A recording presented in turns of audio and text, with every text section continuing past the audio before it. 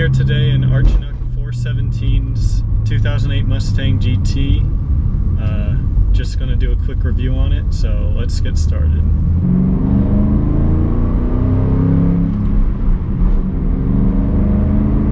This thing sounds really good. Was the stock exhaust anywhere close to as loud as this? No, the stock exhaust was way too quiet. I think the first few weeks I had this, I ordered the exhaust because it was just way too quiet. Did you install it yourself? Yeah. It took me a few hours because the bolts are rusty and everything, and not rusty, just really tight. It was all stock before, so it never got touched like that before. So this has a, what size engine in it? A 4.6 liter V8 engine.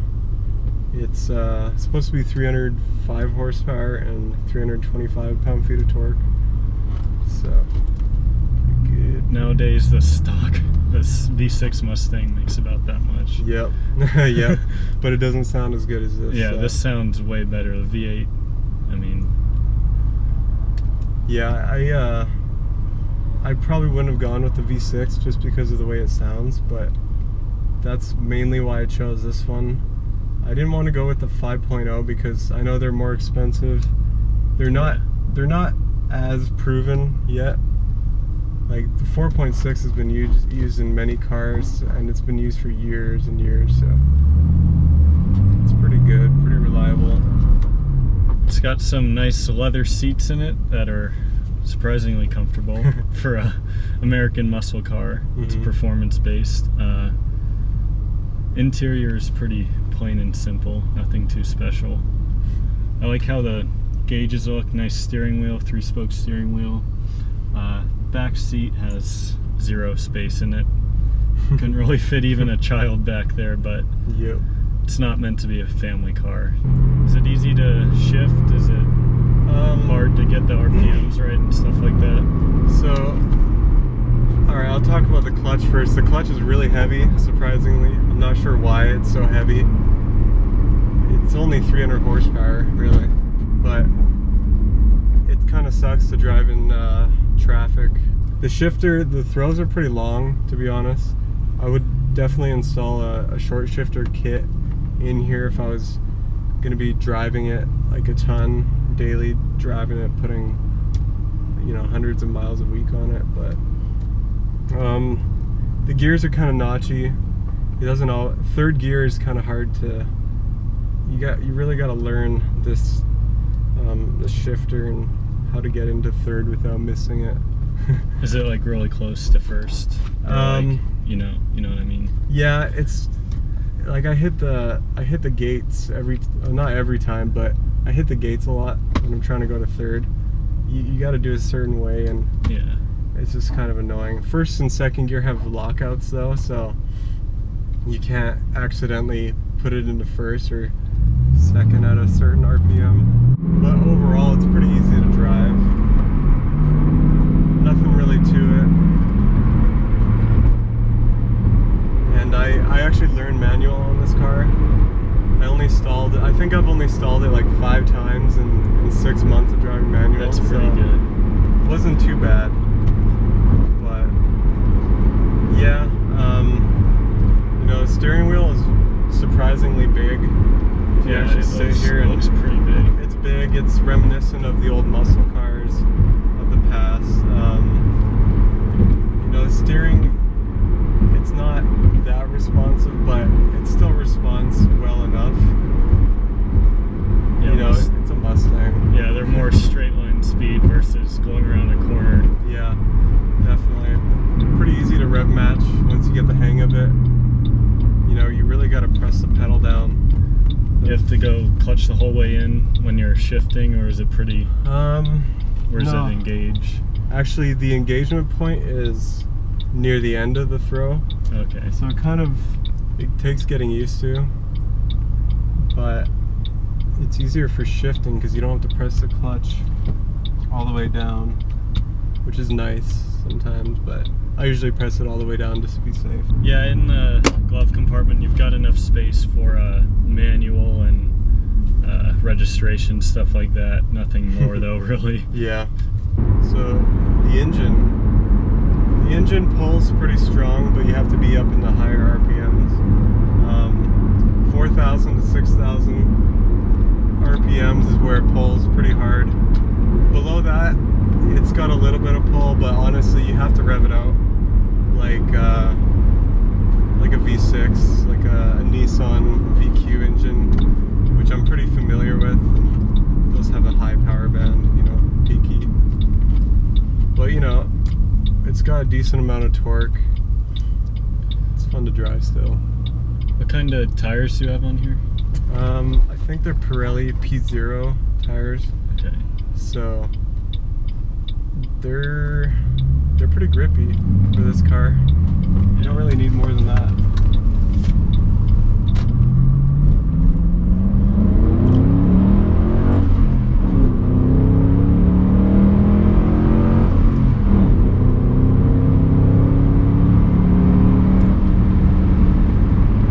Yeah, this thing in between gears, it just jumps. Yeah, so that was that was 45.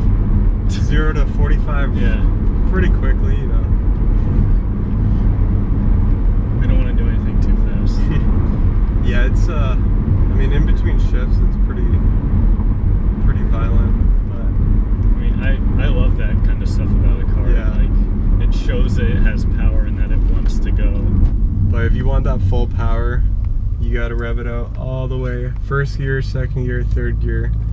The gearing, if you're gonna get a manual, you got to put the better gearing in here. 373s will pull way better, because when this thing shifts from redline, it kind of shifts into right below the power band.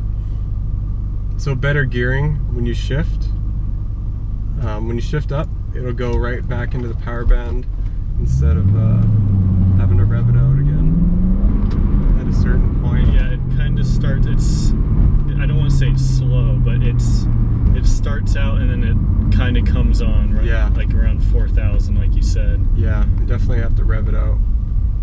But you know, it's all in the fun of exactly. driving it. That's the fun of having a car like this, to go fast and be loud and obnoxious.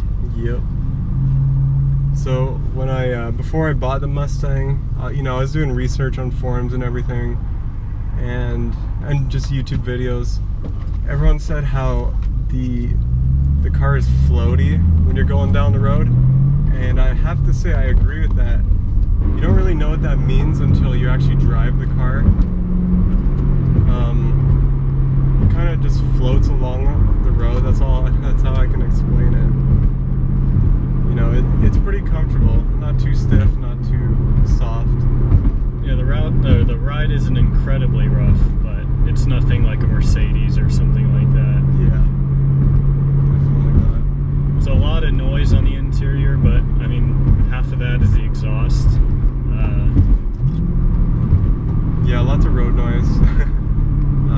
Not that quiet of a cabin. So taking corners in a Mustang, it's definitely as bad as everyone says. For high performance driving, you know, take a corner quick, the body kind of feels like it wants to fall off the frame and the wheels and everything. But you know, it's a Mustang. You're not buying it for good handling. You're buying it for straight line speed, power, and straight line speed, and just it's more raw than a lot of cars out there, and that's the great thing about it. Yeah, you don't really want to peel out of a corner. It's not really no, not set up for that. So have you ever taken this to the track or anything like that? I'm a poor college student. Yeah. I can't be taking my daily driver only car to a track, you know, track days. Track days are a little hard on the car. So this one is just a daily driver. Sees a little bit of action, but nothing crazy. Yeah, going back to a daily driver, what kind of fuel economy does this thing get? I can get about 24 on the highway. That's pretty good. Going 70 in fifth gear. This really needs a 6th gear. This is only a 5-gear. Oh, it is only transmission. 5-speed? Yeah. But I would like a 6th gear in here because for fuel economy, basically on the freeway. But I am getting about 15, 16 in the city. It's horrible, but it comes with the price, you know, it comes with the car. I think it's worth it for the V8. Yeah. It definitely, you know, it would make a great weekend car. If you drive a ton of miles every day though, probably not. I would stay away from it.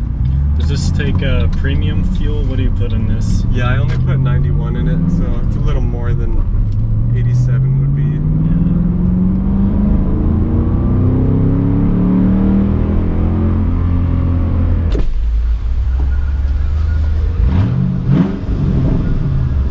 So yeah, I have a SLP loudmouth axleback exhaust.